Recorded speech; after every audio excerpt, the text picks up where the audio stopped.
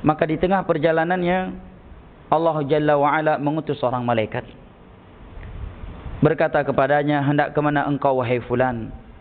Dia pun menjawab, aku hendak mengunjungi saudaraku di daerah ini. Malaikat tersebut pun kembali bertanya kepadanya, apakah kunjunganmu ini engkau lakukan karena ada perkara dunia, keuntungan duniawi yang engkau harapkan darinya? Ia pun menjawab, la, ghaira annani ahbabtuhu fillah. Sama sekali tidak. Tidaklah aku mengunjunginya, ingin bertemu dengannya kecuali karena Allah. Karena nilai-nilai iman. Karena undang-undang dasar radhina billahi rabba wa bil islami dina wa bi Muhammadin sallallahu alaihi wasallam nabiyya. Mendengar demikian, maka malaikat tersebut pun berkata kepadanya, inni rasulullah ilaik. Aku adalah malaikat yang diutus oleh Allah kepadamu.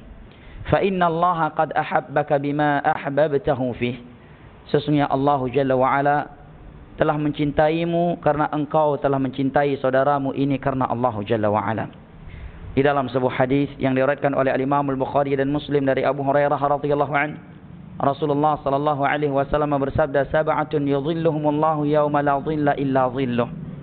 Ada 7 golongan yang akan mendapatkan naungan Allah pada hari kiamat, pada hari yang tiada naungan kecuali hanya naungannya. Di antara mereka Nabi sallallahu alaihi wasallam sebutkan adalah rajulani tahabba fillah ijtama'a alaihi waftaraqa alaihi. Adalah mereka yang saling cinta mencintai karena Allah. Mereka berkumpul karena Allah dan mereka berpisah karena Allah. Maka semoga Allah Jalla wa'ala menjadikan kita dari orang-orang yang saling bertemu, saling duduk, saling kunjung mengunjungi dan saling berbagi di antara kita karena Allah Jalla wa'ala.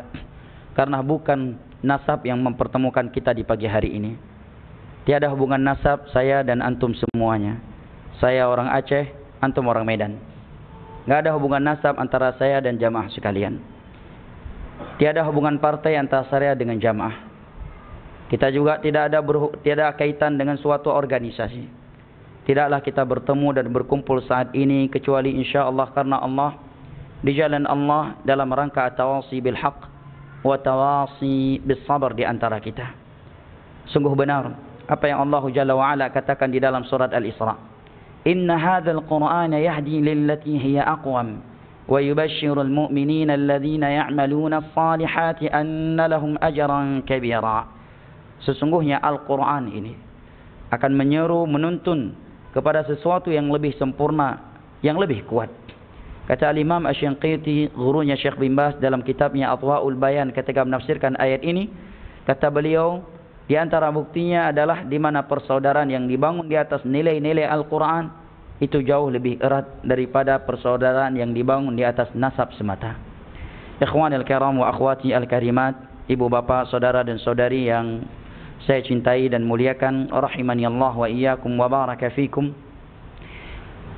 Tak lupa pula kita sanjung sajikan salawat beserta salam kepada Nabi besar kita, keluarga dan segenap sahabat-sahabat beliau yang telah bersabda, wa may yuridillahu bihi khairan yufaqihu fid din. Barang siapa yang Allah inginkan kebaikan baginya, maka Allah akan fahamkan ia tentang agamanya. Dan beliau pula yang telah bersabda, wa man salaka tariqan yaltamisu fihi ilma sahalallahu lahu bihi tariqan ilal jannah.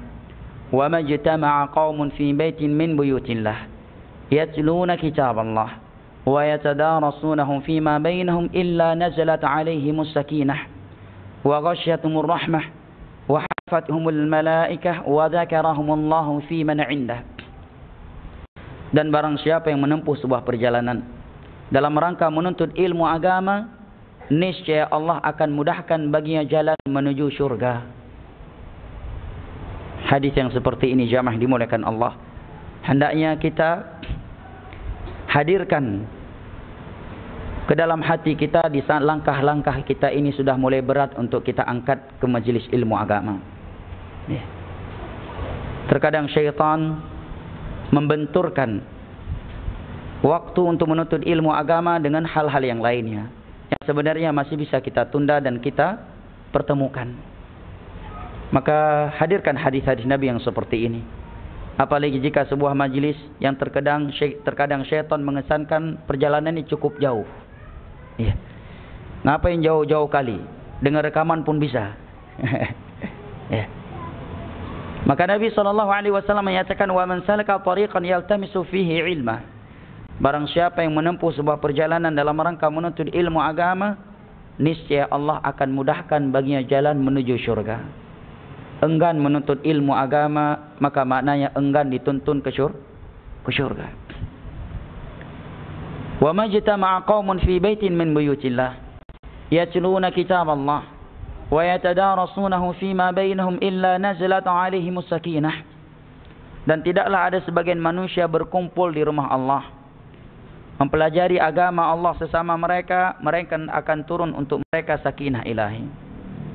Di antara sebaik-baik tempat untuk menenangkan jiwa, menenangkan hati kita dan anggota keluarga kita, jamaah dimuliakan Allah, adalah majlis ilmu agama. InsyaAllah dengan sering kita menghadiri majlis ilmu agama, apalagi jika kita menghadirinya bersama anak dan istri kita, InsyaAllah rumah tangga kita akan semakin sakinah, mawaddah dan rahmat, selama kita menghadirinya ikhlas karena Allah Jalla wa'ala semata. Sakinah, Allah akan berikan ketenangan. Bahkan terkadang kita ketika hadir di majelis ilmu agama merasakan seakan-akan kita adalah orang yang paling kaya di dunia ini. Orang yang paling tidak memiliki beban. Walaupun begitu keluar dari majelis ilmu agama, baru dia ingat, banyak utang yang belum lunas aku bayar. Ya. Tetapi di saat dia sedang di dalam majelis ilmu agama, dia merasakan ketenangan yang luar biasa. Ya. Seakan-akan dia orang yang paling kaya di dunia, orang yang paling tenang hidupnya, berkat majelis ilmu agama. Nazalat alaihimus sakinah.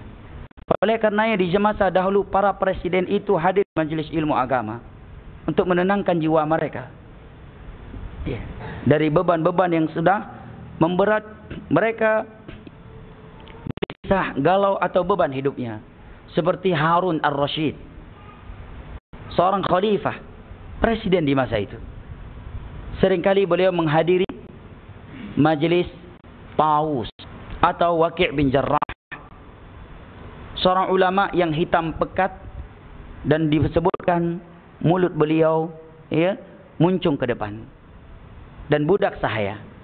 Tetapi Allah muliakan beliau dengan ilmu agama, sehingga Harun ar-Rasyid yang merupakan presiden saat itu hadir di majelisnya bersama anak-anaknya.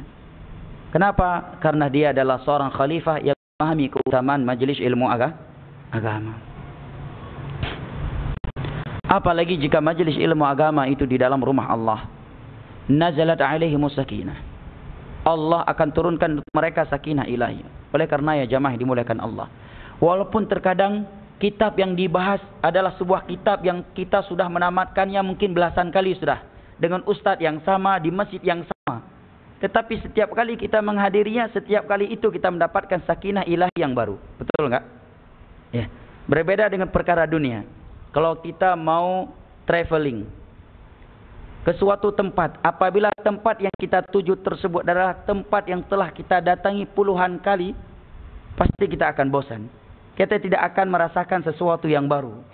Oleh karena orang yang melakukan rekreasi atau traveling, pasti dia akan berganti-ganti tempat, berpindah dari satu tempat ke tempat yang lainnya, karena itu sesuatu yang membosankan. Berbeda dengan majelis ilmu agama atau secara umum dengan ketaatan.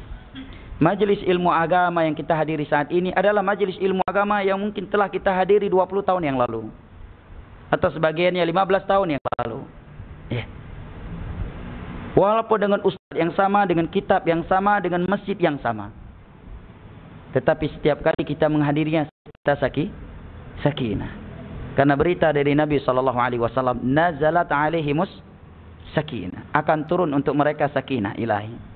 Bahkan sebagian kita saking sakinah ilahinya, kajian baru, pembukaan baru, mukadimah, kepalanya sudah menunduk ke bawah, menunjukkan dia telah menempatkan sakinah ilahi bukan pada tempatnya. Dan Nabi SAW juga menyatakan, wa ghasyatumur rahmah, rahmat Allah tercurahkan untuk mereka. InsyaAllah jamaah ini muliakan Allah, semakin sering kita hadir majelis agama, apalagi jika kita menghadirinya dengan anak istri kita, maka insya Allah kita akan semakin rahmat terhadap istri kita. Kita akan semakin lembut, semakin penyayang kepada anak dan istri-istri, kepada anak dan istri kita. Ya.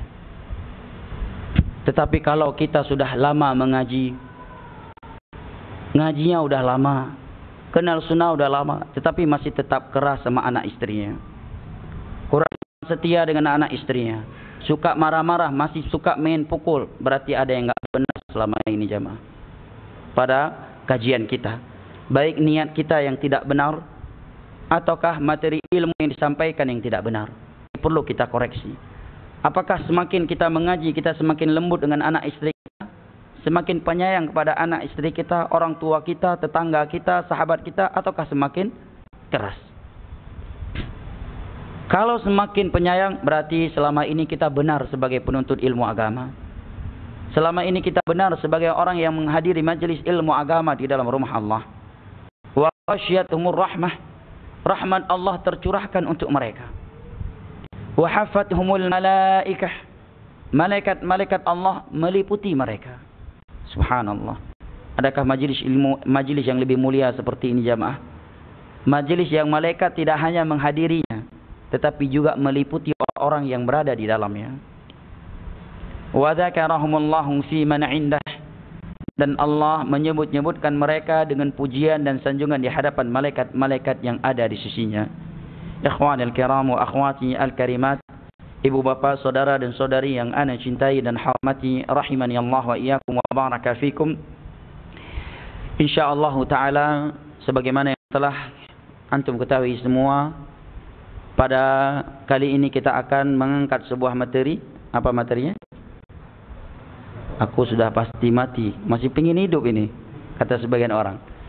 Kata sebagian penceramah, janganlah suka membahas masalah-masalah kematian. Orang lagi mau tobat, masuk ke masjid, yang dia dengar mati, neraka, surga. Akhirnya enggak jadi lagi dia masuk ke masjid. Akhirnya dia enggak mau lagi ke masjid katanya. La haula wala quwata illa billah. Ucapan yang seperti ini seandainya keluar dari seorang yang jauh dari Allah, itu tidak mengagetkan. Tapi apabila ucapan-ucapan yang seperti keluar dari dai-dai kondang, dai-dai sejuta umat, ini adalah contoh kejelekan jemaah. Kenapa demikian? Karena betapa banyak ayat dalam Al-Quran membahas tentang kematian, ya kan? Betapa banyak ayat dalam Al-Quran membahas tentang surga dan neraka. Kok datang sebagian dai menyatakan, ya, ini begitu bahas kajian, bahasnya surga, neraka, mati, azab kubur, nikmat kubur. Akhirnya lari dan tidak berani lagi balik ke masjid tersebut. Subhanallah. Ini bukan lelucuan yang sebenarnya jamaah. Ini adalah pelecehan terhadap Al-Quran dan As-Sunnah yang banyak membahas tentang surga dan neraka.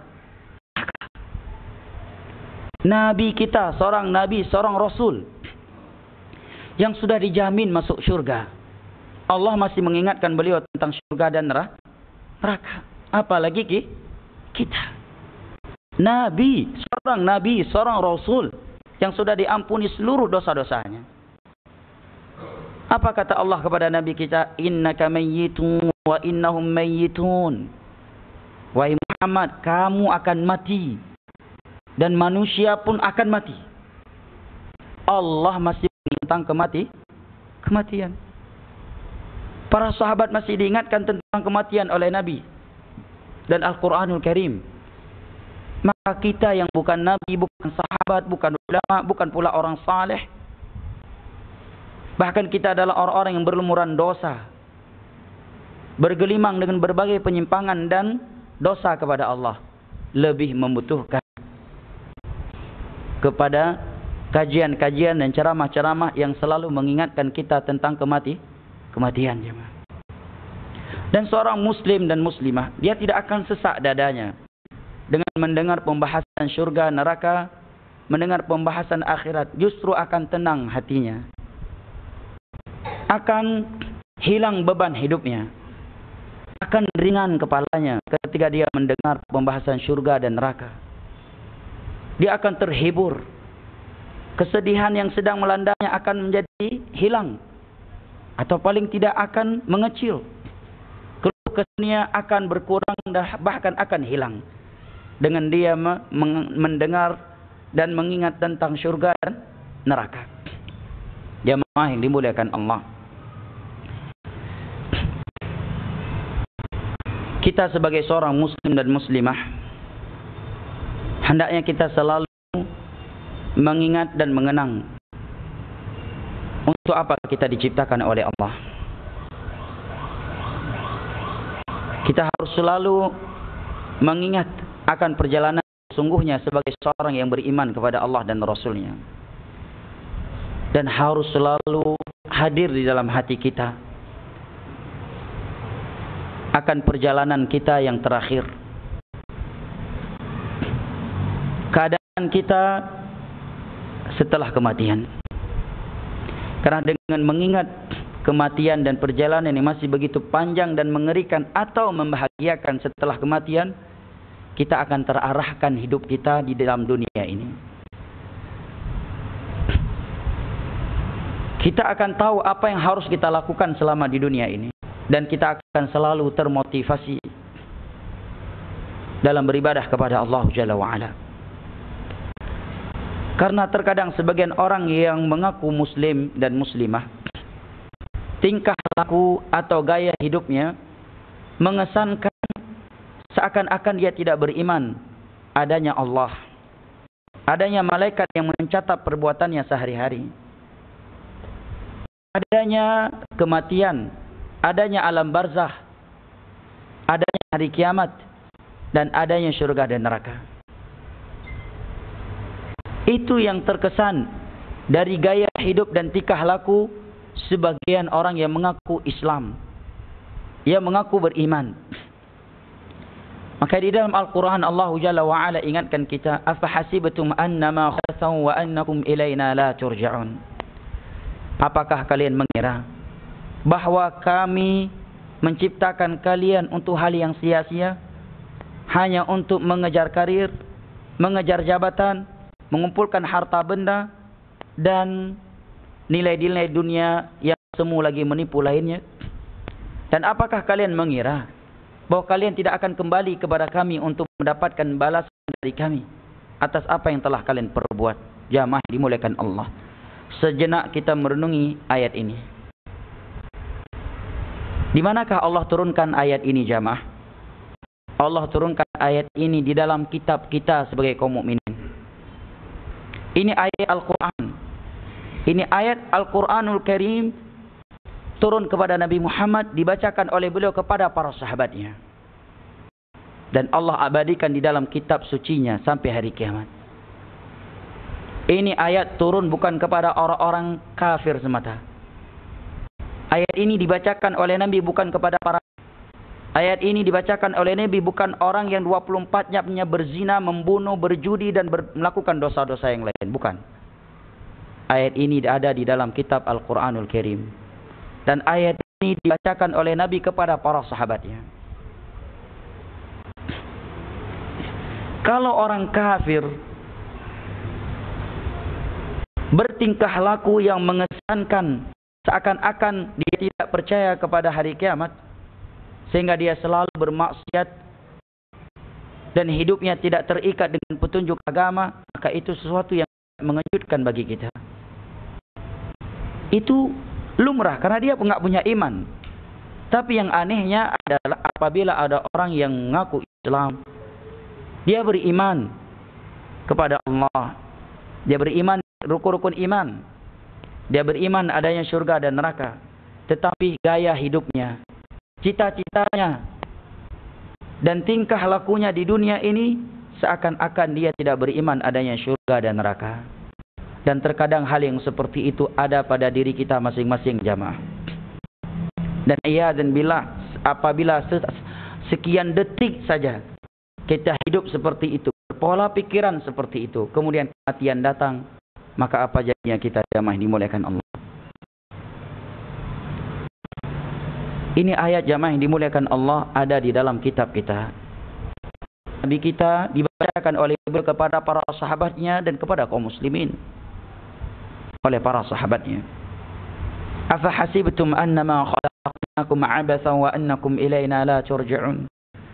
Apakah kalian mengira bahwa kami menciptakan kalian ke dunia ini hanya untuk hal yang sia-sia dan bahwa kalian tidak akan kembali kepada kami?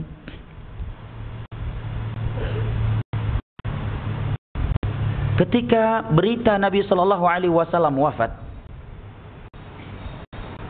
maka goncanglah para sahabat Nabi. Para sahabat Nabi bergoncang. Sampai Umar bin Khattab radhiyallahu anhu mengatakan, barang siapa yang mengabarkan bahwa Nabi Muhammad telah mati, adhrib unuqah, saya penggal lehernya. Karena kecintaan beliau yang luar biasa kepada Nabi Muhammad, dan beliau tidak ingin ini berita palsu yang dimanfaatkan oleh orang-orang munafik untuk melemahkan semangat keislaman para sahabat Nabi. Tetapi rupanya itu fakta.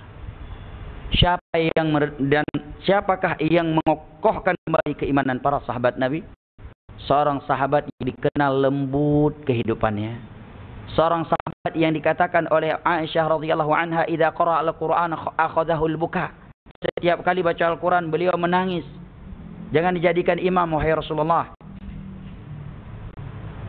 Justru beliau yang menenangkan Umar dan para sahabat yang lainnya, yaitu Abu Bakar. Di saat para sahabat Nabi sedang turun semangatnya, sedang sedih, dilanda musibah yang begitu besar, yaitu Nabi tercinta, panglima perang mereka, Nabi, Rasul, panglima perang, mereka meninggal dunia. Kita mungkin kalau ada satu-satunya syekh di tengah kita yang benar-benar berilmu, bertakwa kepada Allah, saleh, setia dengan kita, perhatian dengan kita, tiba-tiba mati, mungkin kita akan goyang. Kita akan mulai berubah. Maka bayangkan bagaimana keadaan para sahabat Nabi kala mereka harus menerima realita Nabi tercinta kita wafat di depan mereka. Umar yang belum melihatnya mengatakan, barang siapa yang berani menyampaikan Nabi Muhammad telah meninggal dunia, adhrib unuqah, saya penggal lehernya. Maka Abu Bakar radhiyallahu anhu pun berkhutbah di hadapan para sahabat Nabi. Beliau mengokohkan kembali iman mereka yang sedang bersedih. Beliau membacakan sebuah ayat di dalam Al-Quran yang kata Umar, seakan-akan kami belum pernah mendengar ayat itu kecuali hari itu dari mulutnya Abu Bakar. Padahal kami telah menghafalnya sebelum. Apa ayat yang beliau bacakan jemaah? Ayat dalam surat Ali Imran. Ma kana Muhammadun illa rasulun qad khalat min qablihi ar-rusul.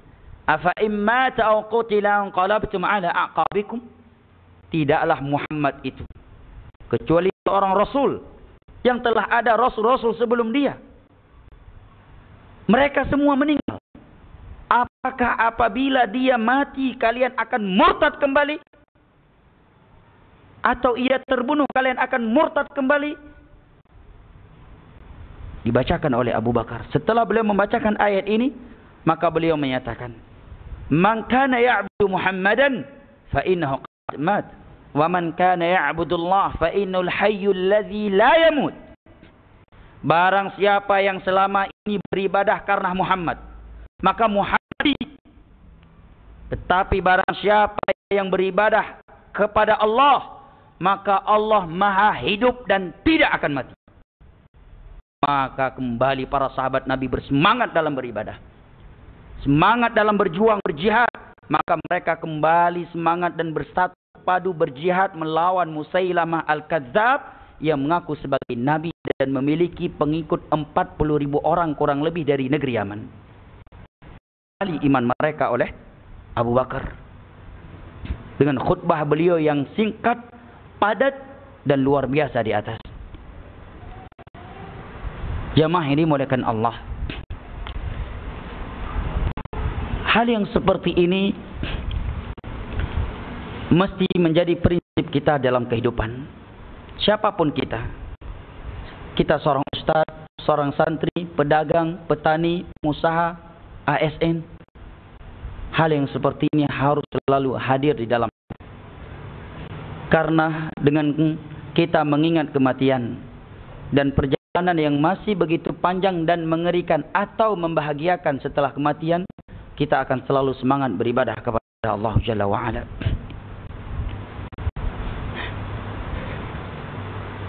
Pada kesempatan kali ini, saya tidak akan membahas tentang perjalanan hidup kita sebagai seorang mukmin. Tapi saya ingin mentitik beratkan beberapa hal yang diantaranya bagaimana para ulama dan para sahabat Nabi. Mereka bersemangat dalam beribadah kepada Allah dan tetap istiqamah di atas agamanya karena mereka selalu mengingat tentang yang namanya kematian dan perjalanan setelah kematian. Di dalam surat Al-Hadid ayat ke-16, Allah Jalla wa'ala berfirman, amanu. Di depan masih banyak kosong nih jamaah. Antum bisa ke depan lagi ya, biar kawan-kawan di belakang bisa muat. Mungkin ada yang datang terlambat. Jazakumullahu khairan. Barakallahu fikum. Nah, dalam surah Al-Mujadilah Allah katakan wa idza qila fil majalis fafsahu qila wa idza qila lakum fil majalis fafsahu yafsahillahu lakum. Apabila dikatakan kepadamu di dalam majelis ilmu agama tafassahu, ya, hendaknya kalian saling melapangkan majelis ilmu agama, maka lapangkanlah, yafsahillahu lakum, maka Allah akan lapangkan dunia dan akhirat kalian. Baik jamaah, di dalam surat Al-Hadid Allah Jalla wa ala berfirman, alam ya'ninil ladzina amanu an takhsha'a qulubuhum li dzikrillahi wa ma nazala minal haqq wa la yakunu kal ladzina utul kitaba min qablu fatala 'alaihimul amadu faqasat qulubuhum wa katsirun minhum fasiqun. Ini ayat yang luar biasa jamaah. Ini ayat yang membuat sebagai sahabat Nabi berkata, padahal kami baru beberapa tahun masuk Islam, ayat ini sudah diturunkan kepada kami. Dan ayat inilah yang membuat seorang perampok besar di masa tabi'ut tabi'in bertaubat sampai menjadi seorang ulama. Maka ana berharap agar antum semua yang ana cintai karena Allah benar-benar merenungi ayat yang mulia ini. Dalam ayat ini Allah mengatakan, alam ya'ninil ladzina amanu an lidzikrillahi wa ma nazala minal haqq. Bukankah sudah saatnya bagi orang-orang yang memiliki iman untuk tunduk mengingat Allah dan tunduk kepada kebenaran yang telah turun kepada mereka dari Al-Quran dan As-Sunnah dengan pemahaman para salaf. Janganlah mereka menjadi seperti ahlul kitab sebelumnya, Yahudi dan Nasara. Semakin panjang umur mereka, semakin banyak kesempatan taubat yang Allah berikan kepada mereka, semakin keras pula hati mereka. Dan banyak dari mereka adalah orang-orang fasik. Coba perhatikan tengah-tengah ayat ini. Yang pertama Allah katakan, bukankah sudah saat kalian yang memiliki iman untuk tunduk mengingat Allah dan mengikuti kebenaran yang telah datang. Kata Abdullah bin Mas'ud radhiyallahu anhu, tidaklah ayat ini turun kecuali setelah beberapa tahun, 5 tahun kami masuk Islam. Subhanallah. Ayat ini sudah diturunkan kepada mereka para sahabat Nabi.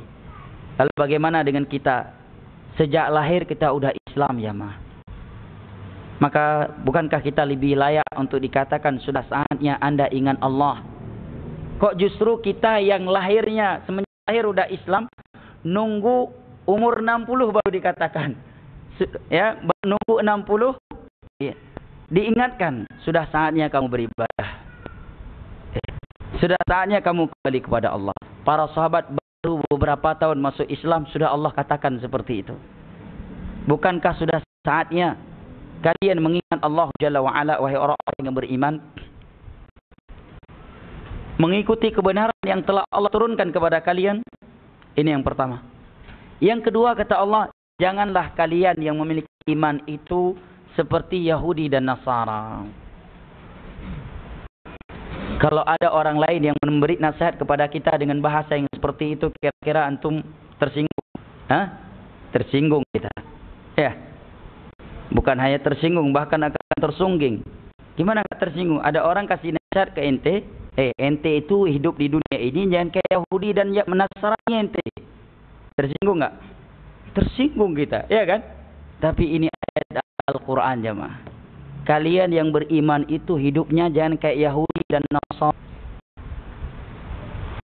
Pedas enggak jemaah? Pedas. Kandungan ayat cukup pedas jemaah. Kalau ini bukan ayat atau bukan hadis Nabi, sekedar bahasa seorang syekh, seorang ustaz kepada kita, mungkin kita nggak mau ngaji lagi kepada ustaz itu.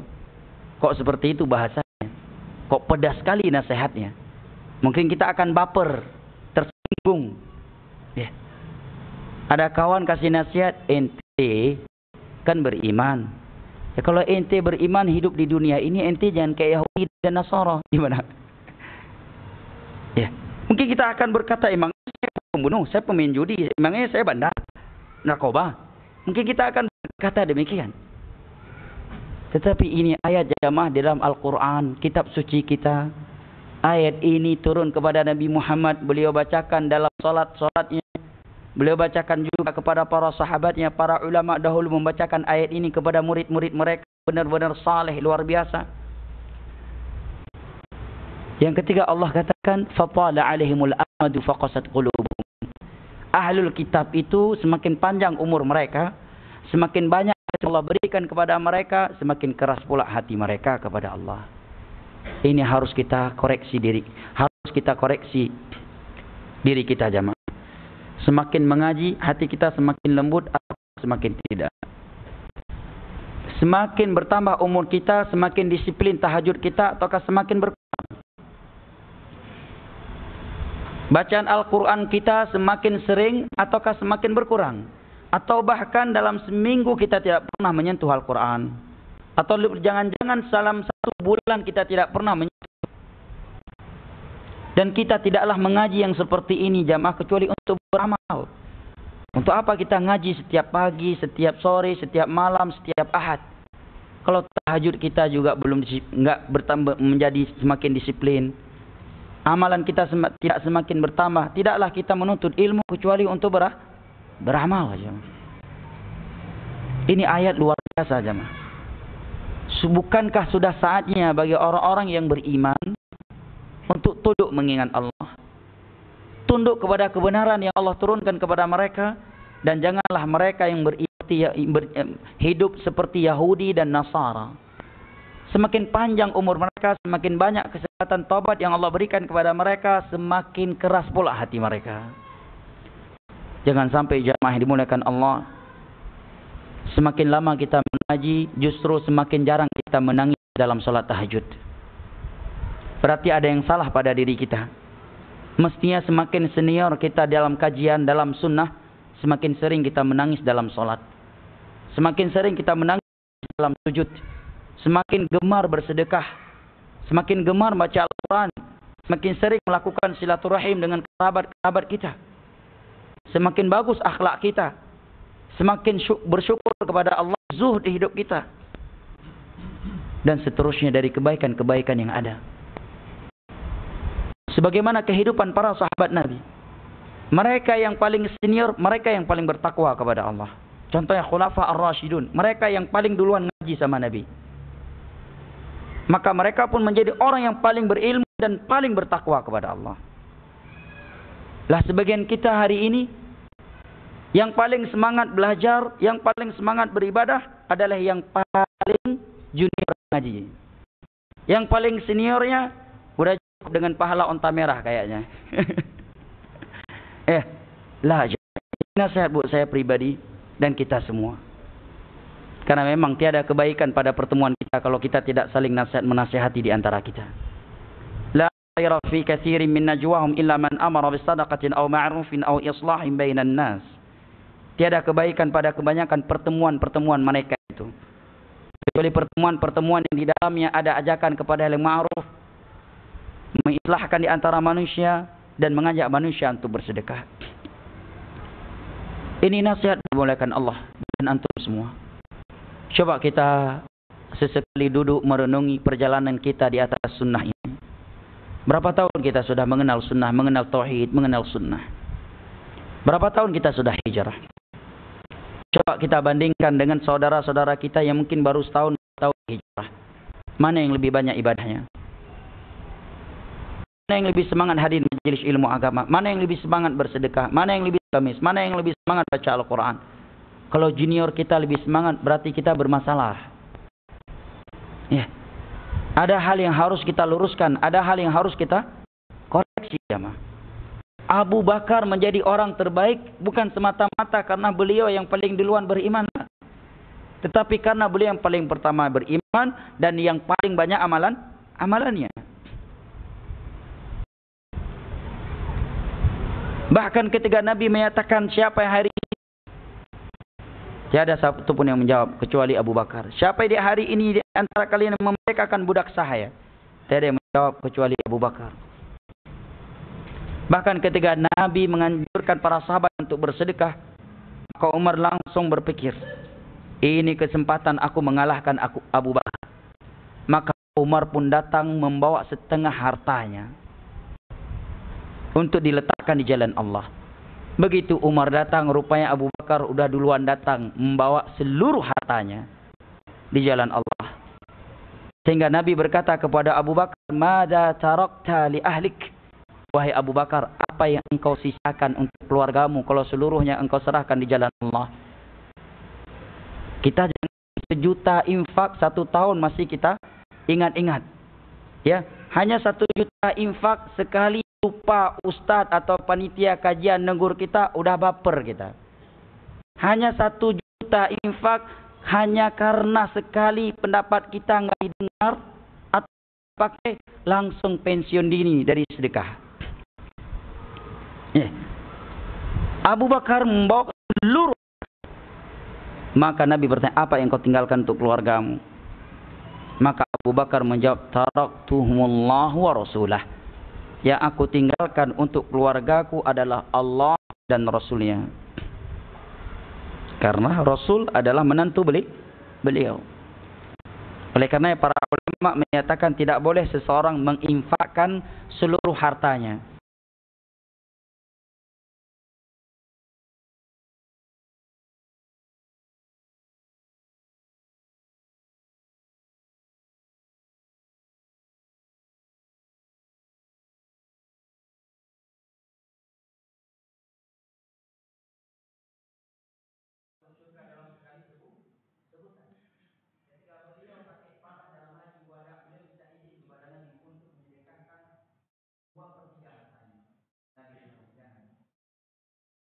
Setengah ya Rasulullah, setengah juga jangan.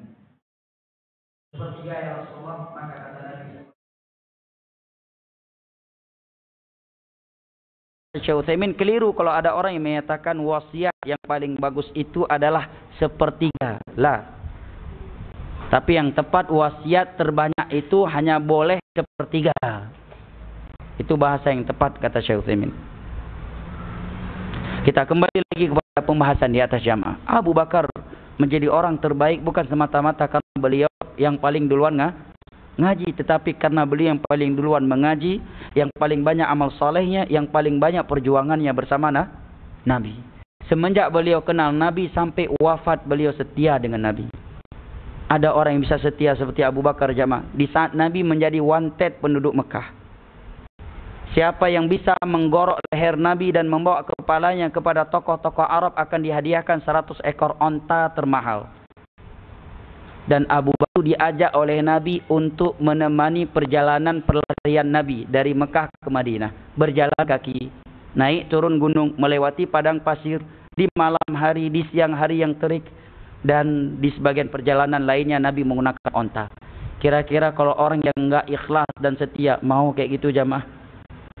Kita aja mikir, ini kalau tahu Ustadz ngisi pengajian di tempat yang berpotensi dipersekusi, kita mungkin akan izin, Ustadz, anakku sakit, bukan nggak nemanin. Pikir panjang kita. Jangan sampai sendal pun nggak sempat ambil. Ya. Mikir panjang kita. Ustadz pinjam mobil saja mungkin untuk khutbah dakwah. Ya, pertimbangan kita cukup panjang. Kalau tabrakan nanti Ustadz nggak punya uang, bagaimana dia ganti? Mobil aku nggak ada garansinya, nggak ada asuransinya. Panjang pertimbangan kita. Apalagi ancamannya nyawa. Abu Bakar ancamannya harta, kehormatan dan nyawa. Begitu Nabi ingin masuk ke dalam gua tempat persembunyian, Nabi dilarang masuk duluan oleh Abu Bakar. Kata Abu Bakar, biar aku duluan yang masuk ya Rasulullah. Aku bersihkan, ya, aku safetykan dulu. Seandainya ada binatang bisa yang menyengat, maka aku duluan yang disengatnya sebelummu. Itu ucapan Abu Bakar. Luar biasa berarti kan. Setelah semuanya safety di dalam, baru beliau persilahkan Nabi masuk. Setelah itu Datanglah orang-orang musyrik yang sedang mencari Nabi dan Abu Bakar. Dan sebagian mereka berada pas di atas mulut gua. Gua tersebut, gua sur. Abu Bakar ketakutan dan mulai sedih. Khawatir terhadap dirinya. Tetapi karena beliau khawatir terhadap diri Nabi. Berarti kan luar biasa jemaah. Kalau kita mungkin kita setia untuk dakwah mungkin 5 tahun ngaji pertama. Ya 7 tahun pertama. Tapi kalau udah 20 tahun, 30 tahun, masih bisa nggak kita semangat ya berpartisipasi untuk menyebarkan tauhid, untuk mengajak menyebarkan sunnah? Sulit kalau bukan karena keikhlasan yang luar biasa jamaah. Sulit kalau bukan hidayah dan taufik dari Allah. Abu Bakar, Nabi 23 tahun berdakwah sebagai Nabi dan Rasul. Abu Bakar masih tetap selalu di samping Nabi. Perjalanan Nabi yang ditemani oleh Abu Bakar itu bukan hanya perjalanan antara kota besar dengan kota besar yang lainnya. Ya, bukan fasilitasnya hotel bintang 5 jamaah. Ya. Kita mungkin kalau ustaz mengajak kita safari dakwah ke daerah-daerah pedalaman,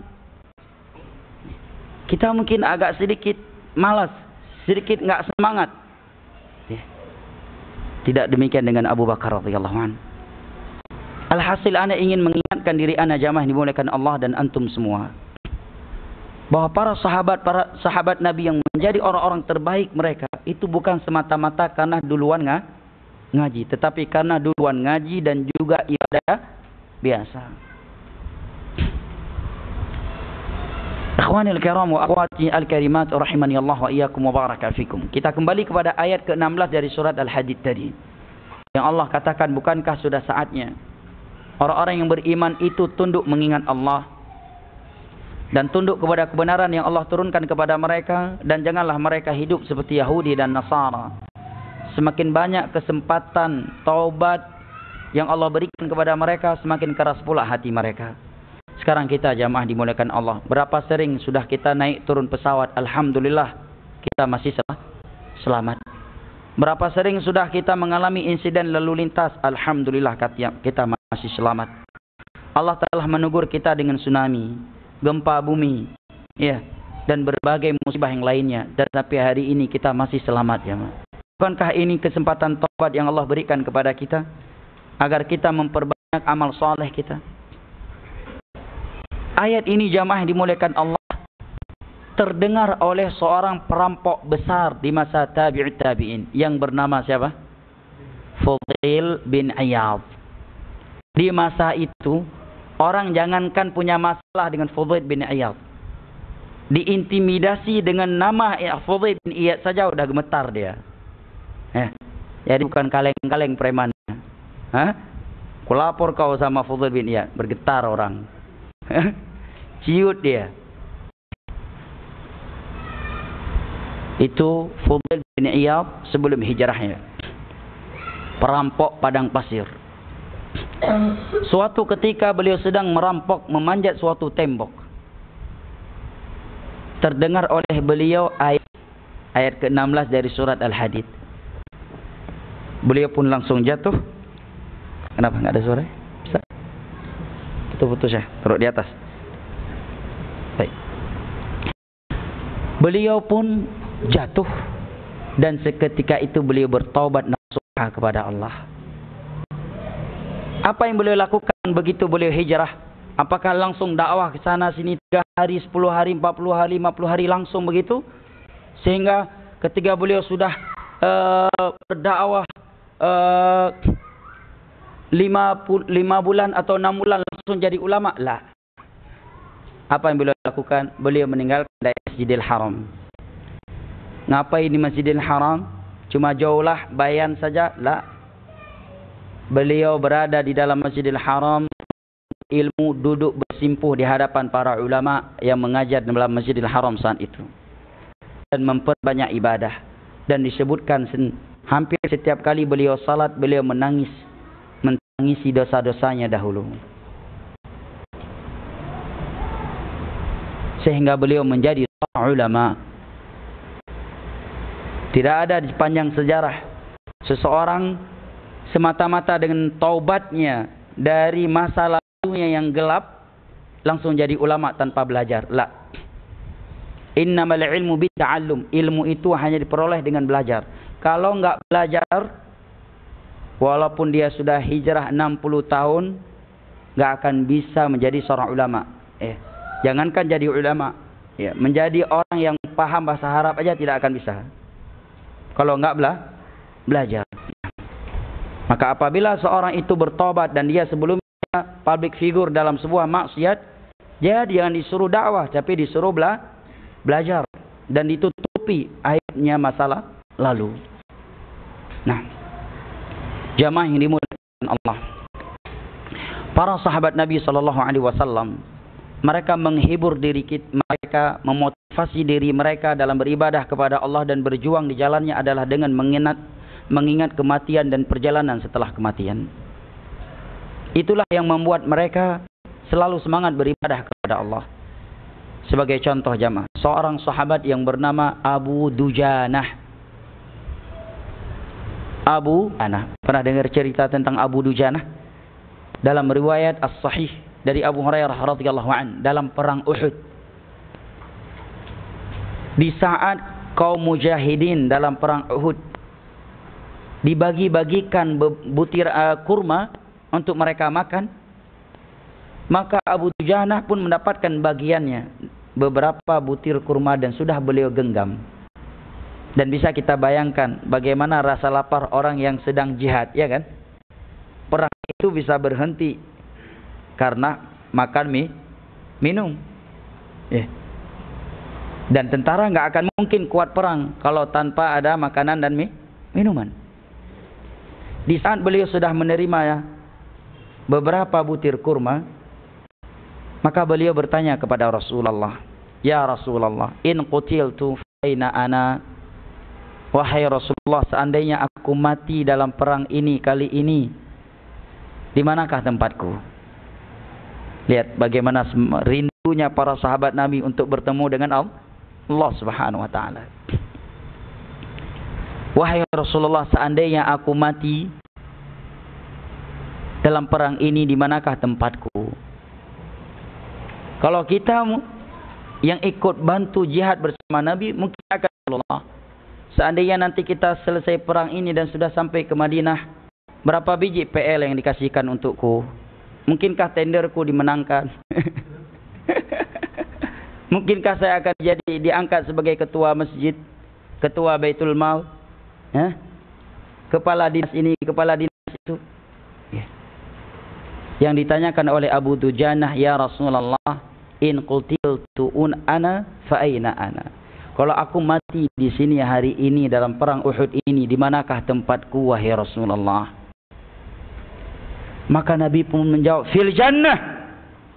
Di surga wahai Abu Dujanah. Maka disebutkan oleh Abu Hurairah, "Faqatala hatta qutil, fa'alqa tamarat kunna fi yadi faqatala hatta qutil." Maka seketika itu beliau melepaskan beberapa butir kurma yang sudah beliau genggam untuk beliau. Kemudian beliau lari ke barisan musuh, menusuk dan menembus mereka, melawan mereka. Maka beliau pun mati syahid saat itu pula. Lihat kesegeraan para sahabat Nabi dalam beramal. Karena mereka adalah orang-orang yang paling sering mengingat kematian. Demikian juga seorang sahabat yang bernama Hanzalah. Dia sebagai seorang pengantin baru dan sedang berada di atas tubuh istrinya. Dan tergambarkan bagi kita, apalagi yang telah menikah, orang yang sedang malam pertama atau pengantin baru sedang melakukan hubungan dengan istrinya, jangankan panggilan jihad, panggilan sholat 5 waktu aja ambil rukhsah,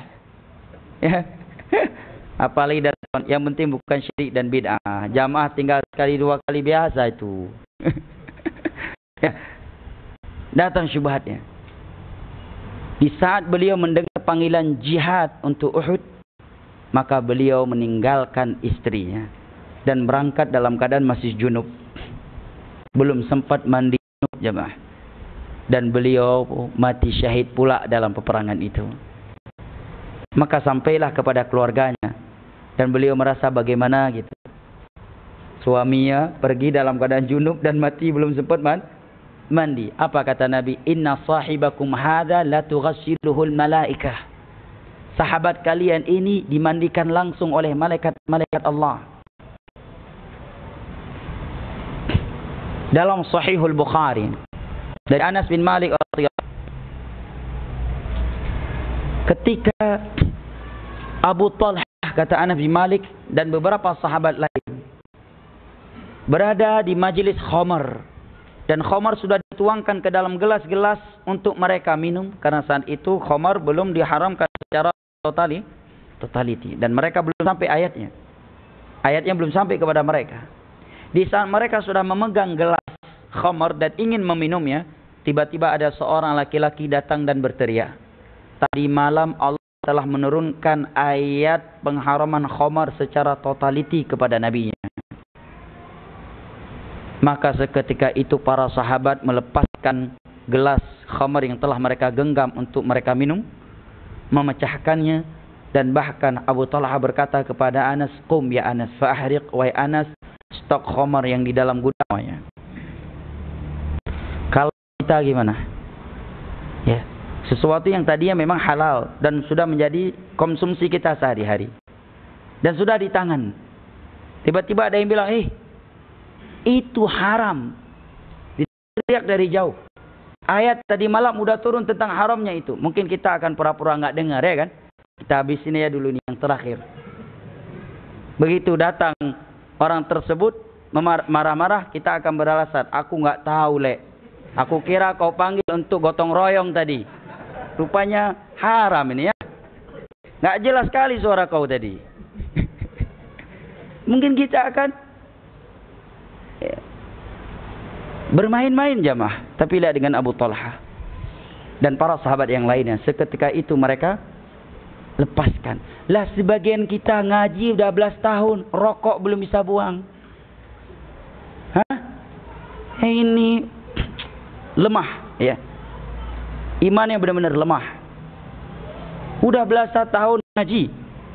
Bahkan mungkin jenggotnya semakin pendek karena terbakar dengan rokok. Ya, belasan tahun masih merokok. Ini para sahabat Nabi. Khamar itu ya memiliki kenikmatan. Dan mereka sudah terbiasa dengan khamar semenjak masa jahiliyah. Oleh karena di awal Islam enggak langsung di khamar itu diharamkan. 13 tahun di Mekah Nabi belum mengharamkannya. Di Madinah juga tidak langsung diharamkan. Baru diharamkan menjelang waktu-waktu salat. Tetapi begitu mereka mengetahui ayatnya, padahal gelas khamar sudah di tangan mereka, seketika itu mereka melepaskannya. Tidak ada istilah sebatang rokok lagi untuk para sahabat Nabi dalam beragama jamaah. Demikian mereka memotiv semangat dalam beragama dan bersegera dengan Allah, karena tentang kematian dan perjalanan setelah kematian itu selalu hadir di dalam hatinya. Saya akan bacakan di sini bagaimana para ulama dahulu memotivasi diri mereka dalam beribadah dengan mengingat tentang kematian. Sa'id bin Jubair, seorang ulama tabi'in. Tahukah Anda siapa itu Sa'id bin Jubair? Beliau seorang ulama tabi'in yang sangat berani, dan bahkan beliau dipenggal lehernya oleh Hajjaj bin Yusuf, seorang penguasa yang zalim saat itu. Beliau dipenggal lehernya oleh Hajjaj bin Yusuf, dan beliau salah satu dari ulama besar di masa tabi'in, ulama tabi'in yang senior. Apa kata beliau jamaah? Lau faraqa dzikrul mauti qalbi khasyitu an yafsuda alayya qalbi. Riwayat Imam Ahmad dalam Az-Zuhud nomor 2210. Seandainya hatiku sempat lupa mengingat kematian sesaat saja, maka khawatir diriku akan rusak saat itu. Siapa yang berkata demikian jamaah? Bukan preman, ya, bukan orang seperti kita, ya, yang paginya semangat, siangnya udah oleng, sorenya semangat, maghrib udah oleng lagi. Ya. Ini Sa'id bin Jubair, ulamanya tabi'in, bukan sekadar tabi'in, ulama'nya tabi'in. Seandainya hatiku lupa mengingat kematian sesaat saja, maka aku sangat khawatir diriku akan rusak saat itu. Kenapa kita malas beribadah jamaah? Karena kita di saat itu tidak sedang mengingat kematian. Kenapa kita berani bermaksiat? Karena di saat kita ingin melakukan maksiat, kita tidak mengingat kematian. Tetapi apabila pintu maksiat terbuka di depan kita, zina, ataukah maksiat-maksiat, di saat itu hati kita benar-benar ingat kematian, ingat malaikat maut, ingat husnul khatimah, su'ul khatimah, mungkin kita akan melakukannya? InsyaAllah tidak akan mungkin. Apabila hadir di dalam hati kita hadis Nabi, innamal a'malu bil khawatim, amalan itu dengan penutupnya, hadis riwayat Imam Al-Bukhari dari Sahal bin Sa'ad As-Sa'idi. Dan hadir pula di dalam hati kita hadis Nabi yang berbunyi, yub'atsu kullu 'abdin 'ala ma mata 'alaih, setiap orang itu akan dibangkitkan sesuai dengan kondisi matinya, hadis riwayat Imam Muslim dari Jabir bin Abdullah radhiyallahu anhuma. Mungkinkah kita akan semangat melakukan maksiat? Dan mungkinkah kita akan bermalas-malasan? Tidak akan mungkin jamaah.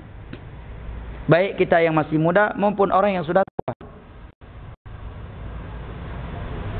Karena kematian tidak pandang bulu. Ini Sa'id bin Jubair jamaah, ulama salaf, ulama tabi'in. Cara mereka memotivasi diri mereka dalam beribadah adalah dengan mengingat kematian. Apalagi antum yang berada di kota besar atau di pinggiran kota besar, dan terkhusus orang-orang yang berada di lingkungan yang penuh maksiat jamaah. Kalau tidak banyak-banyak mengingat kematian jamaah, ya'dzan billah, cukup mengerikan jamaah. Contoh yang kedua berikut ini jamaah yang dimuliakan Allah, Ibrahim At-Taimi, tabi'in atau tabi'ut tabi'in, gurunya Sufyan bin Uyainah. Disebutkan oleh Imam Ibnu Abi Dunya dalam kitabnya Muhasabatun Nafs, halaman 26. Beliau menyatakan, masalatu nafsi fil jannah, akulu thimaraha wa ashrabu min anhariha wa wa'aniku abkaraha. Aku umpamakan diriku sedang berada di dalam syurga. Aku memakan buah-buahan yang ada di dalamnya, meminum air dari sungai-sungai yang mengalir di dalamnya, dan aku berpelukan dengan bidadari-bidadari yang gadis lagi muda di dalamnya. Summa masaltu nafsi finnar. Kemudian aku umpamakan diriku seandainya diriku saat ini sedang di dalam neraka. Yang aku makan di dalamnya adalah zakum. Yang aku minum di dalamnya adalah nanah penghuni neraka. Wahali jusalah silaha, dan aku sedang berupaya untuk melepaskan ranting-ranting yang aku dibelenggu dengannya. Maka aku pun berkata kepada diriku, ay nafsi ayyu syai'in turidin, wahai jiwaku, tempat manakah yang engkau inginkan dari dua tempat ini? Lihat bagaimana para ulama salaf memotivasi mereka dalam diri mereka beragama. Aku pun berkata kepada diriku, tempat manakah yang engkau inginkan dari dua tempat ini? Maka aku pun menjawab, jiwaku wa'ada ila dunya fa'amal salihah. Aku akan memilih, aku ingin dikembalikan ke dunia untuk bisa beramal kembali seandainya aku telah mati. Maka aku pun menghardik diriku dengan ucapanku, fa'anti fa'amali. Kalau demikian, kamu sekarang yang masih hidup, kejarlah, raihlah cita-citamu ini dengan memperbanyak amal saat ini. Ini Ibrahim At-Taimi, seorang tabi'in atau tabi'ut tabi'in. Seperti itu mereka memotivasi diri mereka dalam beribadah jamaah. Banyak-banyak mengingat kematian. Di saat Allah menguji kita dengan maksiat, ingat kita ingin melakukannya. Bagaimana seandainya di saat kita melakukannya, kematian datang. Malaikat maut mencabut nyawa kita. Ayadzan billah, dia sudah bertauhid puluhan tahun. Kemudian melakukan kesyirikan yang perdana. Di kesyirikan perdana tersebut dia mati. Kan sungguh merugikan. Dia bertahun-tahun berpegang teguh dengan sunnah dan menjauhi bid'ah. Suatu ketika dia oleng. Dia pun melakukan bid'ah. Dan itu bid'ah yang perdana untuknya. Namun di saat itu pula malaikat maut mencabut nyawanya. Kerugian yang luar biasa. Atau maksiat. Dia ingin berzina. Datang memberikan bisikan kepadanya yang masih muda. Terlalu cepat aku hijrah. Kawan-kawanku yang sudah hijrah tapi mereka sudah pernah merasakan keluar masuk diskotik. Sudah pernah berulang kali berzina, minum khamar dan seterusnya. Sekarang mereka sudah hijrah. Aku belum pernah melakukan itu. Terlalu cepat aku hijrah. Akhirnya dia pun ingin mencobanya. Ayadzan billah. Di zina perdana, di khamar perdana, di judi perdana, atau di riba perdana dia mati. Rugi enggak? Puluhan tahun bertahan untuk tidak berzina. Kemudian berzina dan itu zina perdananya. Di saat itu pula dia mati. Sedangkan Nabi bersabda, innamal a'malu bil, amalan itu dengan penutupnya. Hadis riwayat al-Imam Muslim dari al-Imam al-Bukhari dari Sahal bin Sa'id radhiyallahu anhu. Yub'atsu kullu 'abdin 'ala ma mata 'alaihi. Setiap orang itu akan dibangkitkan sesuai dengan kondisi matinya. Apalagi kita di akhir zaman ini, jamaah yang dimuliakan Allah. Jauh hari Nabi sebelum wafat bersabda di dalam hadis yang diriwayatkan oleh Imam Muslim dari Abu Hurairah radhiyallahu anhu. Nabi bersabda, badiru bil a'mali fitana kaqita'il lailil muzlim yusbihu ar-rajulu mu'mina wa yumsi kafira wa yumsi mu'mina wa yusbihu kafira yabi'u dinahu bi'aradhin minad dunya.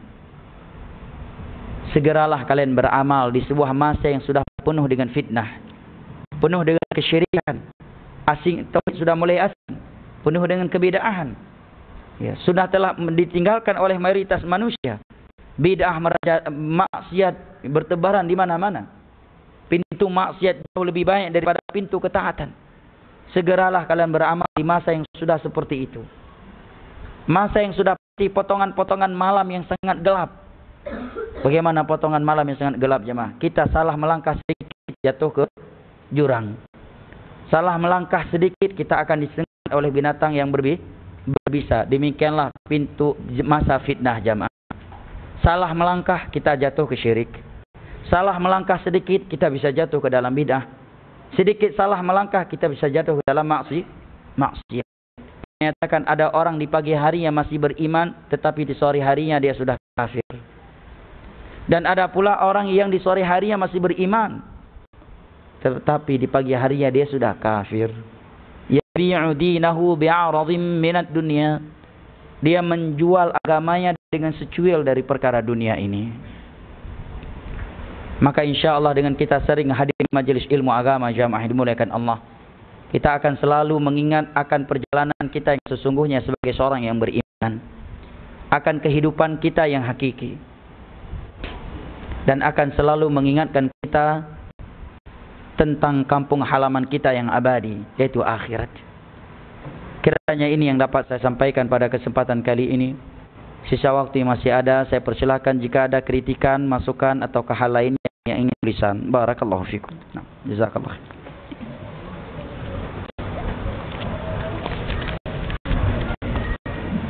Ada hadiah ya? Masya Allah. Mana hadiahnya? Baik.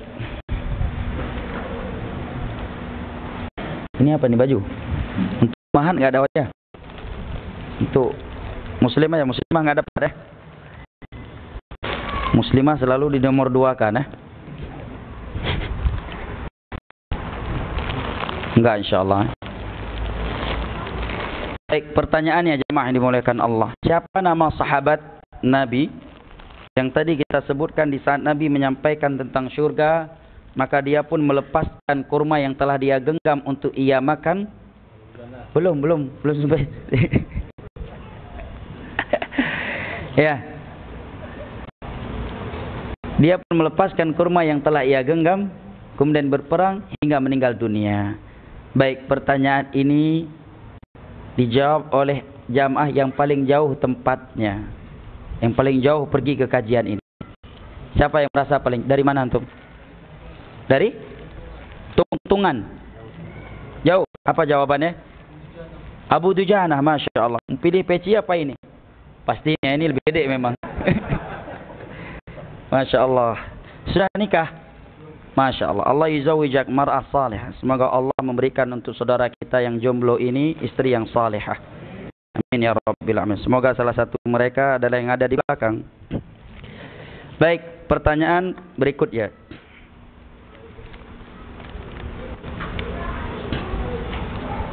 Siapa nama seorang laki-laki yang beliau merupakan konglomerat di Madinah, pengusaha khamar, dan ayah tirinya Anas bin Malik radhiyallahu anhu? Abu Talhah. Masya Allah. Barakallahu fiik, jazakallahu khairan. Ya. Tapi saya pilih orangnya ya. Siapakah nama seorang muda, miskin, kere, hitam pekat, dan tiada wanita di Madinah yang menyukainya? Bahkan kalau namanya disebutkan, wanita merendahkannya sebelum Islam, karena dia dikenal lelaki yang suka bercanda ketika sebelum Islam. Kemudian Nabi SAW suatu ketika bertemu dengannya, memanggilnya, wahai fulan, kenapa kamu belum menikah? Dia pun menjawab, ya Rasulullah, aku lelaki jelek, miskin, kere lagi, mana ada wanita yang mau menikah denganku? Pertemuan berikutnya Nabi pun kembali bertanya kepadanya, wahai fulan, kenapa kamu belum? Dia pun menjawab, ya Rasulullah, aku lelaki jelek, kere, miskin, mana ada yang mau nikah denganku? Banyak 3 kali Nabi melemparkan pertanyaan yang sama, maka jawabannya pun seperti itu. Sehingga Nabi mendatangi rumah seorang Ansar yang memiliki seorang putri, meminang putrinya untuk sahabat ini. Maka ayah putri ini pun menjawab, yang dilamar oleh Nabi untuk pemuda ini, saya musyawarah dulu dengan ibunya. Memang ini jurus yang hebat lelaki. Kalau datang nggak jelas ini yang minta anakku, biar nggak kena. Saya musyawarahkan dulu, masalah nikah bukan sama saya, sama ibu, sama umi. Pada yang dilihat nggak jelas ini. Ya, naik motor harga 3 juta pula datangnya kan. Kita bilang tolak nggak bisa nih, tiap hari ngaji bareng nih, duduk di sampingan. Saya tanya dulu sama umi ya, masalah nikah anak-anak saya nggak ikut campur. Kalau umi udah setuju, saya oke aja. Apalagi kamu yang udah akrab sama saya. Ya salam. Ya. Maka ibunya pun diberitahukan. Maka seketika itu ibunya bersumpah, demi Allah, kalau untuk dia tidak akan. Ya. Kere, hitam, jelek,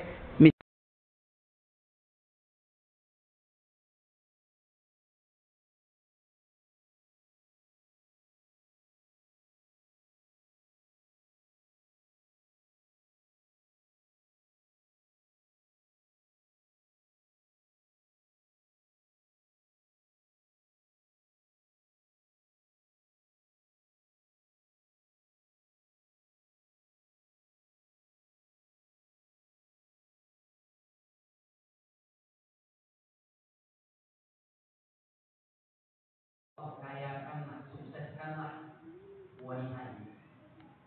Maka dalam sebuah perang atau perang muda ini berangkat, dan selesai perang Nabi kehilangan dia. Nabi bertanya, apakah ada di antara kalian yang melihat si fulan? Para sahabat pun terkejut. Orang itu ditanya oleh Nabi, ada apa dengan dia? Selama ini kita nggak memberikan perhatian untuk orang ini. Maka Nabi menyatakan, aku kehilangan orang besar. Dia pun menyebutkan namanya. Setelah dicari oleh para sahabat, maka mayat beliau didapat kurang lebih 7 mayat kaum musyrikin. Dia dengan seorang diri melawan 7 kaum musyrikin dalam perang tersebut. Siapakah nama sahabat tersebut? Saya pilih ya, yang paling jauh dari sini. Bapak, Masya Allah, dari mana Pak?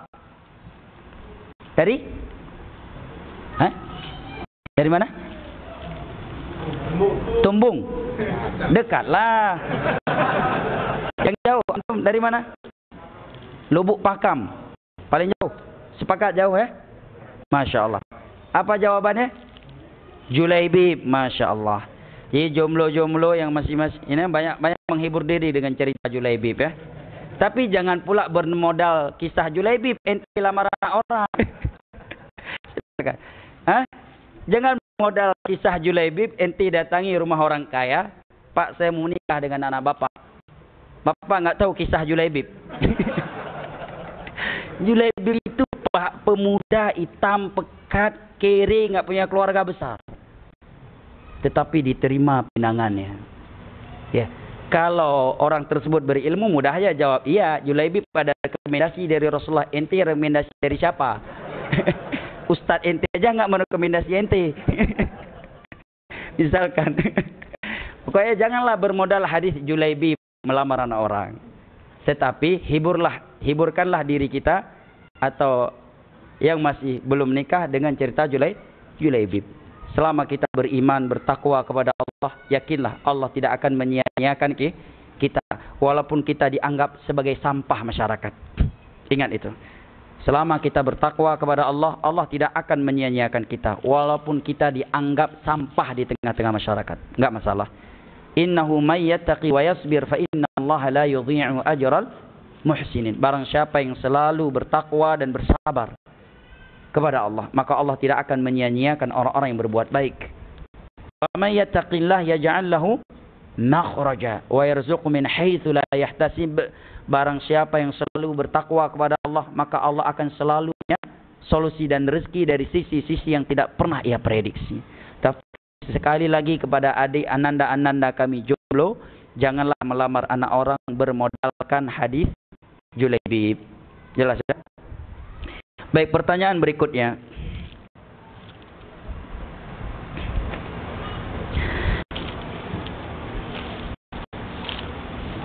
Siapa sahabat Nabi yang paman Nabi yang disebut sebagai singa Allah mati di tangannya. Kemudian di Fathu Makkah dia datang menyerahkan dirinya kepada Nabi dan menyampaikan, akulah yang membunuh pamanmu, maka aku sekarang berada di depanmu, silahkan engkau sos diriku. Nah, kalau ini bebas. Siapa yang tunjuk tangan? Silakan. Wahsy, Masya Allah. Barakallahu fiik.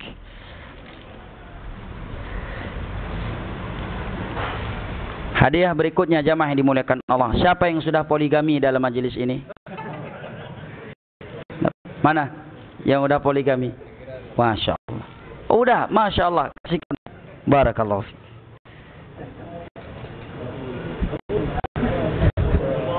Hah? Oh, 2 orang, Masya Allah. Iya. Siapa yang sudah pingin poligami tapi nggak mau poligami karena khawatir nggak bisa adil? Antum, Masya Allah dia. Ya, pertanyaan terakhir jamaah yang dimuliakan Allah. Siapa nama seorang wanita di masa Nabi?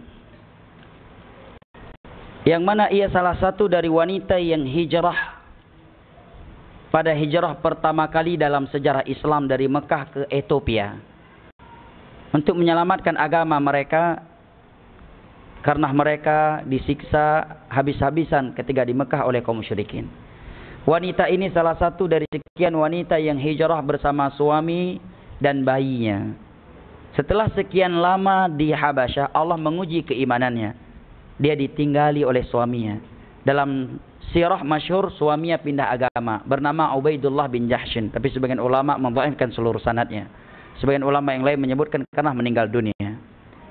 Maka dia pun diuji oleh Allah dengan ujian ini yang luar biasa. Karena dengan itu dia akan berada, kenapa?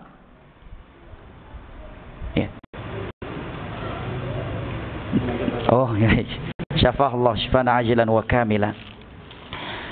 Maka di depannya ada satu dari 3 pilihan. Pilihan yang pertama, pulang kembali ke Mekah.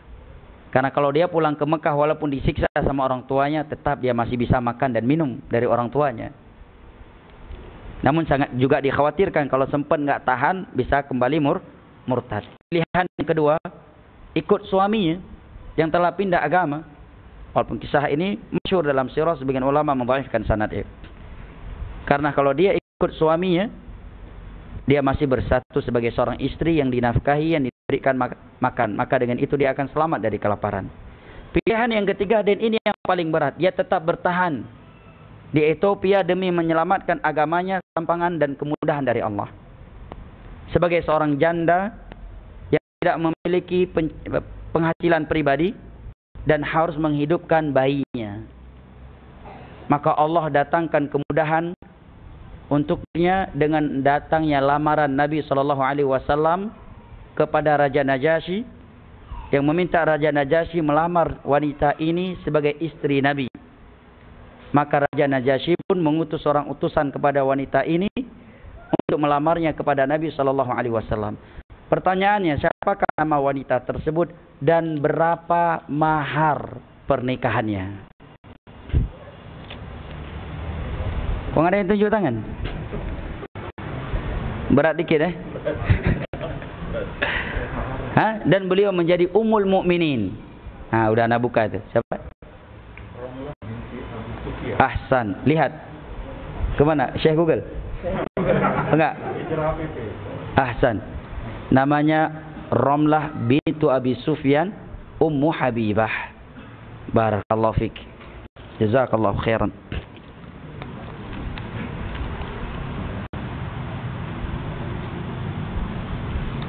Assalamualaikum Ustaz.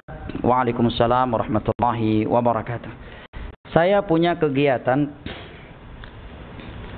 setiap bulannya, yaitu kegiatan arisan keluarga yang di dalamnya ada ceramah yang diisi oleh seorang. Kegiatan ini dilakukan hanya untuk menyambung tali silaturahim antara keluarga dari pihak istri dan keluarga saya. Tapi saya masih gundah dan bingung karena di dalam acara itu berkumpulnya perempuan dan laki-laki dan bersalam-salaman yang bukan mahramnya. Apa hukumnya di dalam acara itu? Apa yang harus saya lakukan? Mohon nasihatnya. Barakallahu fiik. Yang pertama kita bahas hukum arisan terlebih dahulu. Apabila arisan tersebut selamat dari unsur-unsur riba, maka hukumnya terjadi kejelangan pendapat di kalangan ulama.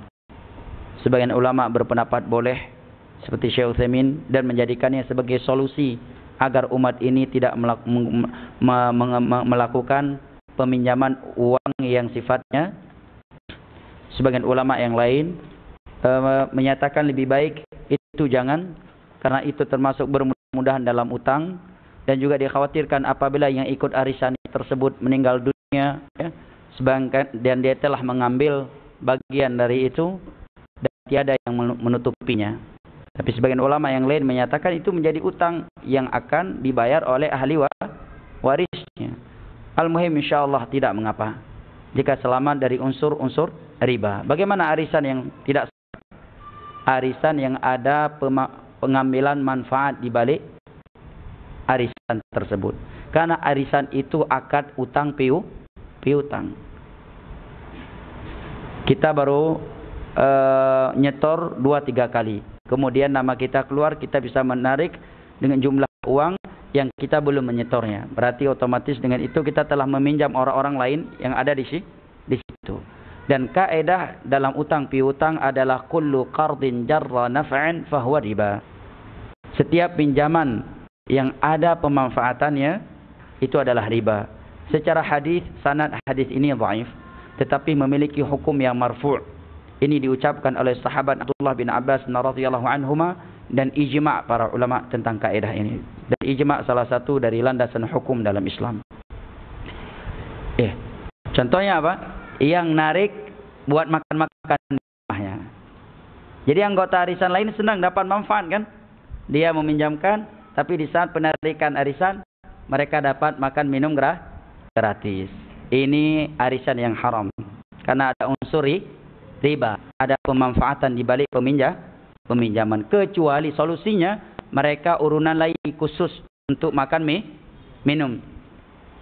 Siapa yang narik buat acara di rumahnya, tapi makan minum dari uang lain, bukan dari uang si yang menarik arisan di hari itu. Jelas ya, Mak? Tapi nasihat saya, lebih baik hal yang seperti itu dijauhi. Karena mungkin sekali, 2, 3 kali setahun pertama masih semangat. Ya.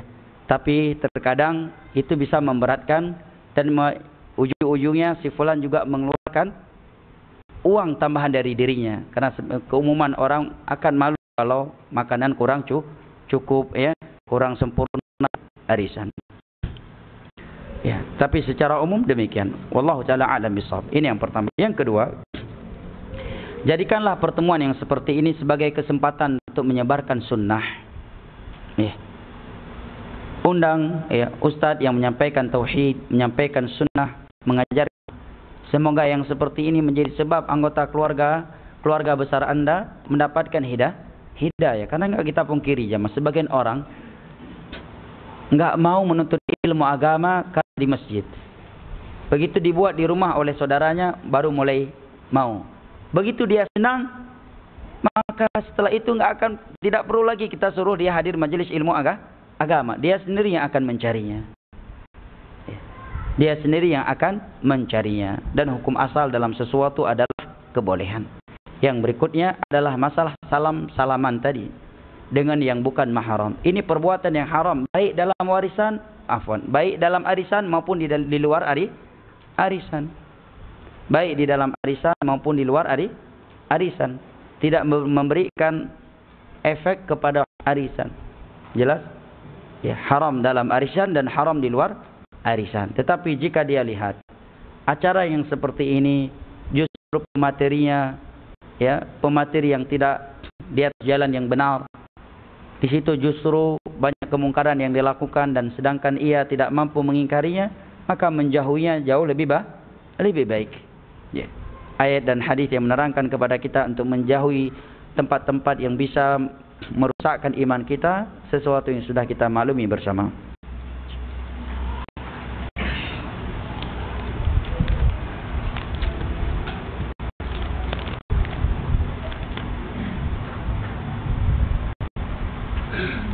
Bismillah, assalamualaikum warahmatullahi wabarakatuh.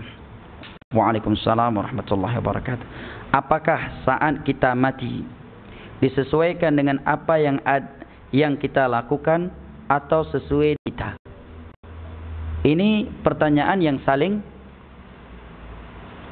mencakup antara satu sama yang lainnya. Tidaklah seorang mati di atas sesuatu kecuali biasanya kata para ulama dengan sesuatu yang dia biasa melakukannya. Namun bukan berarti kalau dia tidak biasa melakukan suatu maksiat kemudian dia melakukannya tidak akan mati di atas itu. Itu ucapan ulama ya, Syekh As-Sa'di rahimahullahu taala menyebutkan dalam Taisir Karimur Rahman. Saya lupa ketika beliau menafsirkan ayat apa. Kata beliau, "Man i'tada 'ala syai'in mata 'alaih, wa man mata 'ala syai'in bu'itsa 'alaih." Barang siapa yang terbiasa dengan sesuatu, maka dia akan mati dengan sesuatu itu. Dan barang siapa yang mati dengan sesuatu, maka dia akan dibangkitkan dengan sesuatu itu. Beliau nisbatkan kepada ucapan para ulama yang masyhur. Dan Imam Ibn Rajab di dalam kitabnya Lataiful Ma'arif menyebutkan tentang su'ul khatimah itu adalah li syai'in fi qalbi, yakhturu fi qalbi. Sebab seseorang itu mati su'ul khatimah sebenarnya adalah sesuatu yang ada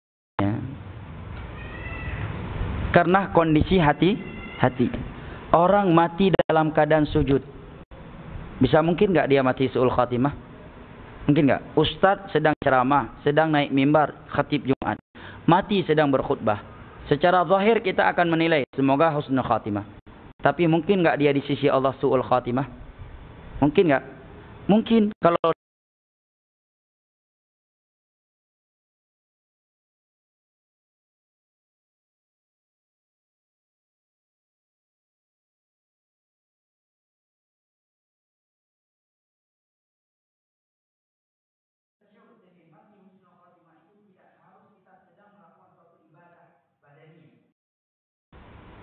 Tapi cukup dengan di saat hatinya tidak sedang berencana bermaksiat kepada Allah atau sedang berkeinginan melakukan sebuah kebaikan.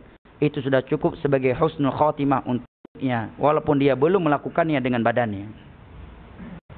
Maka dari itu kita mengetahui kenapa Nabi menjadikan doa Allahumma muqallibal qulub tsabit qalbi ala dinik sebagai doa yang paling sering beliau baca. Itu dianya. Masalah husnul khatimah dan su'ul khatimah itu perkara hati sebenarnya. Oleh karena dalam hadis Nabi katakan kalau baik maka akan baik anggota tubuhnya, amalan eksternalnya. Tapi kalau buruk maka amalan eksternalnya pun akan buruk. Itulah hati. Wallahu a'lam bishawab. Nasallallahu alaihi wasallam wal afiyah. Pertanyaan berikutnya, bismillah. Assalamualaikum warahmatullahi wabarakatuh. Waalaikumsalam warahmatullahi wabarakatuh. Saat kita mati dan jasad itu masih berada di rumah, apakah ruh kita mengetahui keadaan di sekitar kita, misalnya mengetahui keadaan keluarga dan sebagainya? Dan bagaimana perasaan ruh ketika ruh kita tersebut serta apa yang dilakukan ruh kita saat itu? Jazakallahu khairan, barakallahu fik. Baik, barakallahu fik. Di dalam hadis as-sahih ketika Abu Salamah radhiyallahu an meninggal dunia, maka Nabi SAW memejam tutup mata Abu Salamah. Kemudian Nabi mengatakan innal 'aina innar ruha idza qubidat tabi'atu al-'ain. Ruh apabila dicabut maka mata akan melihatnya, akan mengikutinya.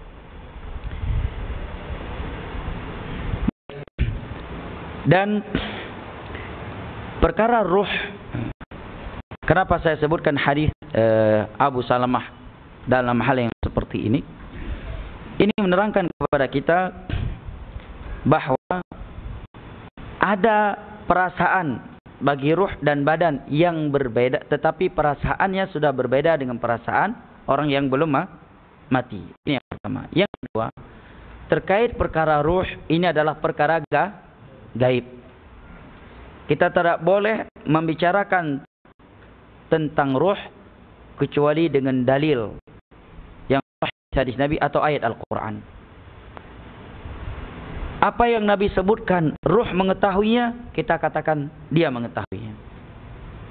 Tapi apa yang tidak ada penyebutan dari Al-Quran dan hadis, maka kita katakan ini perkara gaib. Wallahu a'lam.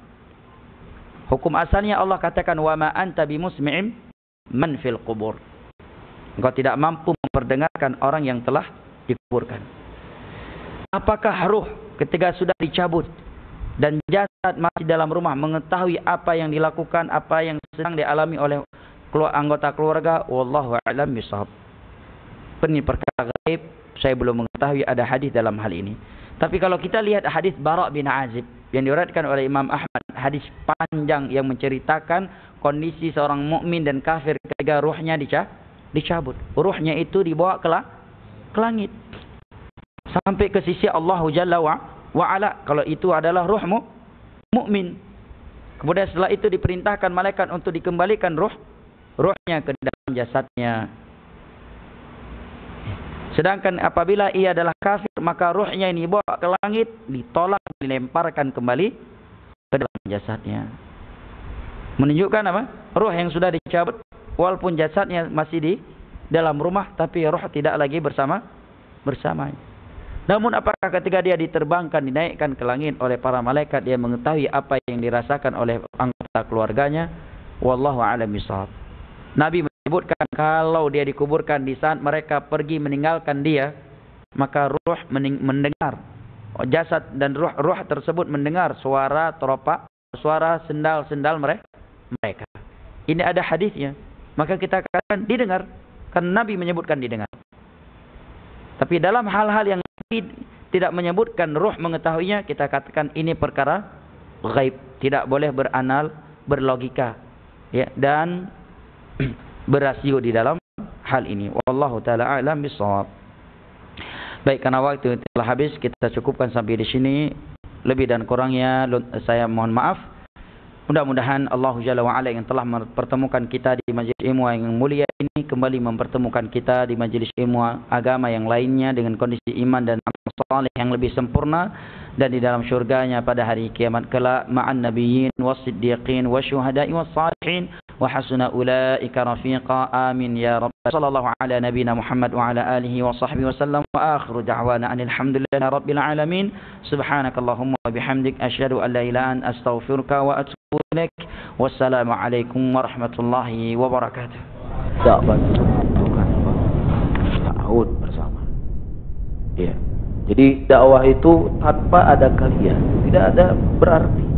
Cuman ada ustadz saja. Ada yang menyediakan mic, ada yang menyediakan apapun, kan ada. Akan berjalan dengan baik. Tetapi ketika masing-masing berjalan dengan apa yang dia mau, maka insya Allah kita semua mendapatkan andil di hadapan Allah Subhanahu wa Ta'ala. Jelas ya?